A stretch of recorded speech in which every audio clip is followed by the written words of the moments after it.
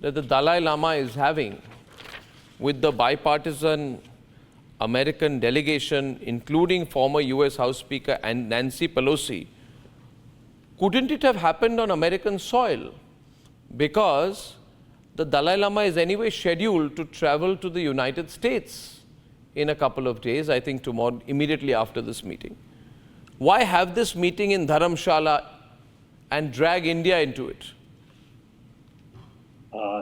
Arnab, this is not to drag India into it. The Tibet issue, as you know, has been a long-standing conflict between India, between China and Tibet. And this visit has been prepared quite a long time back. And His Holiness' visit has scheduled quite recently. So therefore, this is not something which you have spoke about. And China has also been spoke about. This is nothing about controversial. This is plainly the United States' support for the people of Tibet, right? So now the question lies with China. Do Chinese government, right, goes and stands with the people of Tibet? That's the question. Otherwise, how the Tibetan conflict, Sino-Tibetan conflict, has to go on for the last 60, 70 years, right? So the question is for the Chinese leaders, do they really stand for the people of Tibet, right? So for this, I think we have the high-level congressional delegation, right, in Dharamsala. So they will meet His Holiness tomorrow, and we'll have a public felicitation also in honor of all the congressional delegations, right? This is not just the congressional delegations. They are the American people's support for Tibet, right? So it has been a long time. So why? The question is why? Because we have the truth on us, right? And truth has to prevail no matter what. So this is not the one thing. So in the future also, there will be more. There will be more visits. There'll be more visits. Yes. And the visits will be to Dharamshala. Yes, certainly. The McCaulis to be exact. Can be somewhere else. Yes. So, okay. So how does, why, Andrew, just going to Andrew in Hong Kong. Andrew, now, this is too many decades have passed.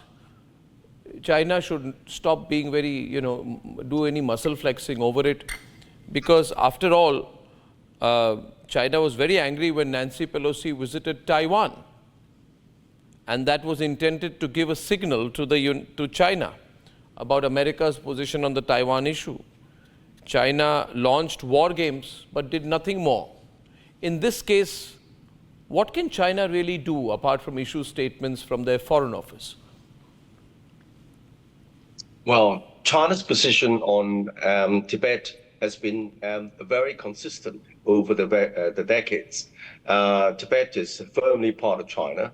And then the question of the Dalai Lama's succession is coming up because the Dalai Lama is something like 88 years old, and his health is not in the best of conditions. So I think that they both, China and the United States, are loyal to these kind of situations. But Andrew, and of course, Nancy Pelosi has a history of provoking China. But Andrew, you can't have a global meltdown over this. I mean, policies are not going to change. I don't know. Let me go to for a view from America, from Michael. Michael, how significant is this visit?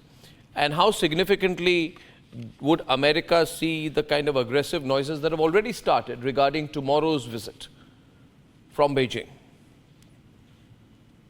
Right. So, I mean, important to provide the broader context here that this meeting with the Dalai Lama that these congressional leaders had was one of a number of stops that this congressional delegation will be meeting in India. They'll be meeting with Indian business leaders. They'll be meeting with others. So, this was not a case of these congressional leaders traveling to India just to meet with the Dalai Lama. It was part of the trip. It is significant that they decided to meet with him as part of the trip. Absolutely. I think not just symbolically, but substantively. I think that's very notable. But keeping in mind as well that these are members of Congress. They're not members of the administration. They don't come from executive branch agencies, which means that what they're doing does not reflect U.S. policy. It is not meant to reflect any type of U.S. Position. But in this broader context of talk about President Biden being asked to sign a bill that would go quite far in extending U.S. support for Tibet, I think that then highlights the importance of this meeting that congressional leaders, bipartisan congressional leaders, are having with the Dalai Lama. But I think that for me, what really stands out is about just how intense and deep U.S.-China competition has become. The fact that you're having meetings like this, and as was noted before, the fact that we're starting to see some very sharp views being voiced by members of Congress on the issue of Taiwan. This is very significant. The U.S. is going further than it really has in quite some time. And this might pose a challenge, quite frankly, for U.S. policy, because even though this U.S.-China competition is really becoming quite intense and bitter, the administration has indicated its desire to try to find areas of cooperation where it can with Beijing, and areas from public health to climate change to even non-proliferation.